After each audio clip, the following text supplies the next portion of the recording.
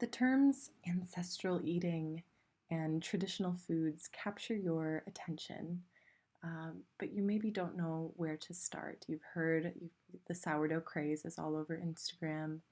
People always say eat pasture-raised eggs and grass-fed butter, but why, This video is for you, and it's not about being perfect. We're talking progress, not perfection, making small changes every day, every week. So today we're going to be talking ancestral eating. My ancestors came from like northwestern Germanic Europe, as well as Eastern Europe, like Russia, Ukraine, Poland. So I'm about a 50-50 mix. But needless to say, my ancestors were all eating lots of organ meats and fat and animal products and milk. I digest milk and dairy very well, and so does the rest of my family. And that's no surprise because that's what my ancestors evolved to tolerate. So that's the perspective I'll be speaking from today. My ancestors were from Europe, northwestern, Eastern Europe, and that is going to affect what ancestral eating means to me. So it's also winter here. So I'm going to be kind of talking about what ancestral eating might look like during the winter time when things like a lot of fruits and vegetables aren't in season in winter in Europe. So first up on the docket, we have some dried herbs there. Those were nettle, oatstraw, alfalfa, and red raspberry leaf. It's an acronym for NORA tea. If you're in the natural birth world on Instagram, I'm sure you've heard about NORA tea, but these were all herbs that were readily available to my ancestors, dried during the summer, and then you can have that nutrition all through the winter time. Nettle is incredibly high in all kinds of vitamins and minerals. Red raspberry leaf is like such a tonic to the uterus, to all things women's health, I think red raspberry leaf. Alfalfa, super high in calcium, very nourishing to a pregnant mom and like breastfeeding postpartum mom. And then Oatstraw is just like really grounding, comforting. It's like sunshine in a cup, I've heard people say, and I tend to agree. And then for breakfast, we're doing some pasture-raised eggs cooked in grass-fed butter along with some antibiotic-free pork sausages from Costco. We're going to talk a lot more about that. Oh, as well as the sauerkraut. I'm actually going to make sauerkraut later in the video. So we'll talk all about that here in just a minute. And there's my beautiful Nora tea there. So we'll let that steep for at least an hour, preferably longer, and then kind of drink it. You could put it in the fridge and then have a cup here and there, or I probably am going to drink that all day. But let's talk supplements now, because I know my ancestors didn't have access to these supplements, but they did. They were eating the real thing. So here, first of all, I'm just taking some really good quality digestive enzymes with ox bile in them. This is something that I learned from my chiropractor. Postpartum, pregnancy, all that kind of thing really puts a lot of, makes your gallbladder really sluggish.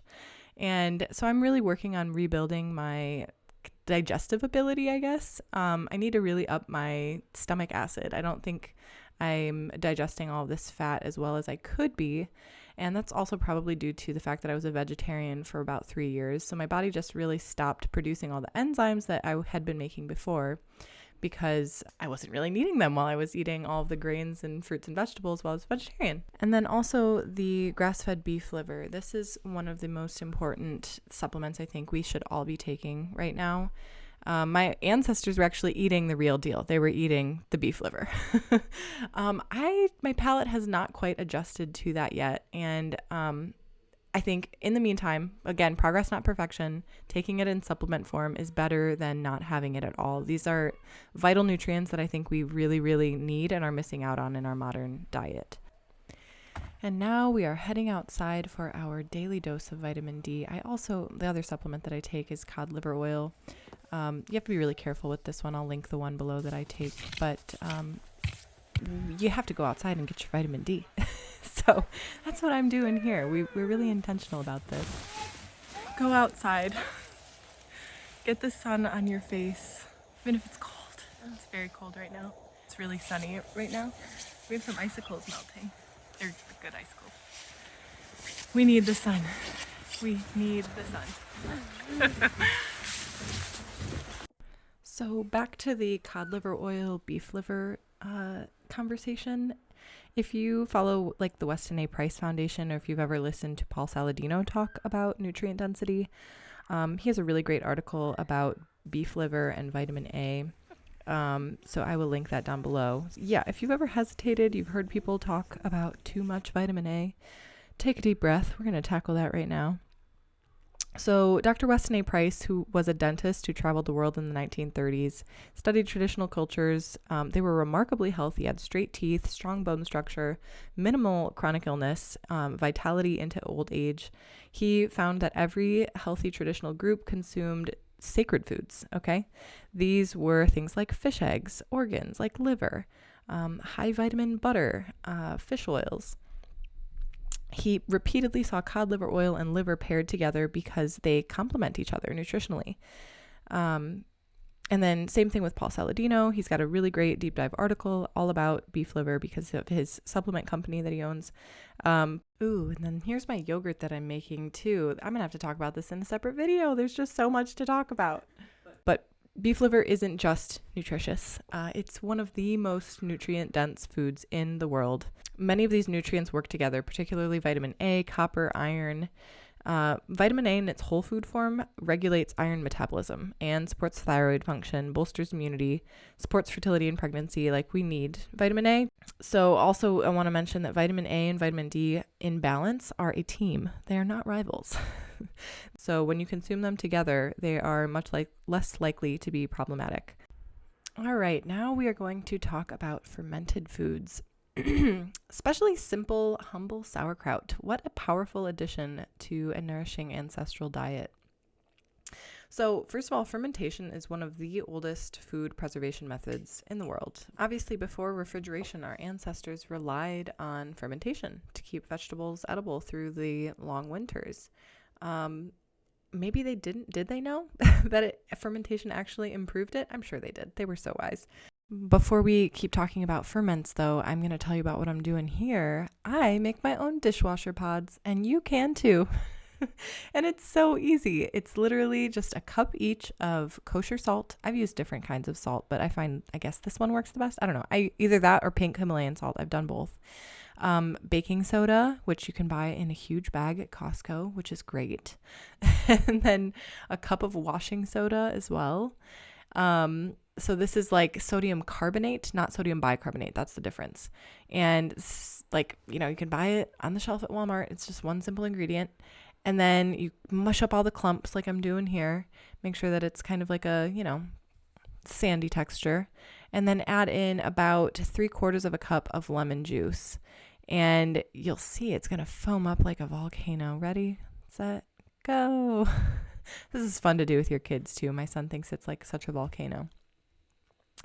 And once you mix it all up, and I put it into a little ice cube mold, an ice cube tray. And after they dry, it takes about, I usually just leave them for about a day.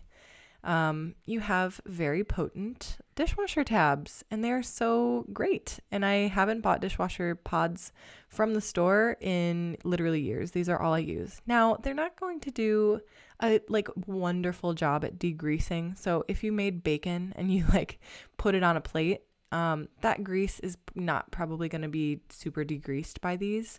So I just do a quick little pre-scrub of any really greasy dishes. And I still do rinse off my dishes too before I put them in the dishwasher. And so, they're not ultra strength, but they get your dishes clean. And guess what? I don't want any microplastics sprayed onto my dishes in the dishwasher, or chemicals or fragrances. I feel like I can taste the dishwasher pod at my mom's house when I go there. On the dishes. So this is one of those little swaps that is really gratifying and pretty easy to do. And that's a 2-month supply, maybe a month and a half. Yeah, highly recommend making your own dishwasher pods. That has been such a great change. Back to fermenting foods though. So fermented foods were staple in traditional diets all around the world. Sauerkraut is rich in probiotics, vitamin C, digestive enzymes. I remember I was talking about enzymes earlier. We don't get that in our modern standard American diet. We need these probiotic-rich enzymatic foods to make digesting our foods easier. So that's why I ate that sauerkraut with the eggs and sausage for breakfast this morning. to add in even more enzymes to go along with all of that, like high fat sausage, high fat in the egg yolks. And speaking of those egg yolks, or the eggs and sausage combo for breakfast, that would have been definitely something that my ancestors would have eaten, because in the winter, what was available? Like, chicken eggs definitely are fewer in the winter because hens are laying less. But yeah, that was meat and eggs was available through the winter. And not to mention how much more nutrient dense are pasture-raised eggs versus like conventionally produced eggs. Oh wait, pause. I'm making what is it? Coleslaw. I did not grow up eating coleslaw. That was not something that my mom ever made. And yet, every time I make coleslaw now as an adult, I feel like connected to my ancestors. Like, for sure, my great grandmothers were chopping up cabbages and carrots in the middle of winter, and they were making coleslaw. So, also, yeah, like I said, I'm not trying to be perfect. Yeah, that was a Chosen Foods mayo. Were my ancestors eating avocado oil? No, probably not. But that's a better option than seed oils, So that's what we're doing here. Back to the pasture-raised eggs conversation. Have you ever compared like an egg yolk of a pasture-raised egg to a conventionally raised egg? Like, this is just common sense. Whatever the chicken is fed, however it lives, that's going to impact the quality of the eggs that we then consume. So we just do pasture-raised eggs in our house. And yes, they're more expensive. It's an investment. But I really do look at it as an investment in our health. What do you want to do? Do you want to pay huge medical bills down the road, or do you just want to like take care of your health now? You know what I mean? All right. And all of my veggie scraps, I've been doing little bits here and there, through the day in my kitchen. I take out just my vegetable scraps and I put them in in a compost bin. And then once everything thaws here in a few weeks, I will go and bury that in my garden to do a little bit of trench composting. So we've really only scratched the surface in this video. I didn't even get to talk about raw milk or fermenting grains and sourdough and milling grains and all of that kind of stuff. So definitely subscribe so you don't miss future videos where we talk about all of those things. But thanks for coming along for this full morning of adding in nourishing traditional habits. Nothing restrictive, nothing overwhelming, just small, simple practices that bring us closer to the foods and rhythms our ancestors thrived on. If you're interested in more natural homemaking, traditional nourishment, ancestral living type of videos, make sure you're subscribed. I have so many beautiful things planned, everything from making your own sausage in the future, not Costco sausage, to more fermented foods, more herbs, more slow seasonal homemaking. Thank you for spending this morning with me, and I will see you in the next video.